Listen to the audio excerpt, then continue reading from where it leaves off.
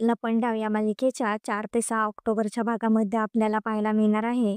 सखीने नवरा शोधण्यासाठी स्वयंवर लिहिली असते. सखीसोबत लग्न करण्यासाठी फक्त 4 जणांची एंट्री झालेली असते. सखी त्यावरून सरकारला टोमणे मारत असते. ती म्हणत असते, तुमच्या तर लाखो हजारोंच्या अपेक्षा होत्या, पण इथे तर फक्त 4 जणांची एंट्री झाली आहे.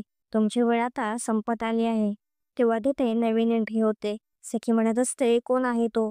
तेव्हा तिथे कान्हा येतो. तो म्हणत असतो, मी आहे तो. कान्हाच्या डोक्यातून रक्त येत असते.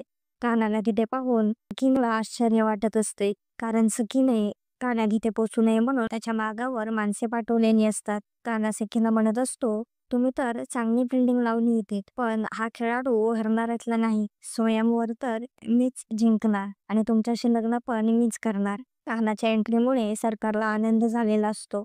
सरकारला वाटत असते, हा कान्हा माझ्या बाजूने आहे, पण तसे काहीच नसते.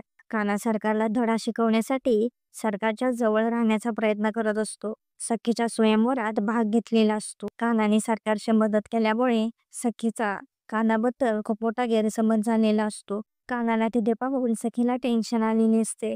तर आता पुढे काय काय होणार आहे हे पाहणे खूपच इंटरेस्टिंग होणार आहे.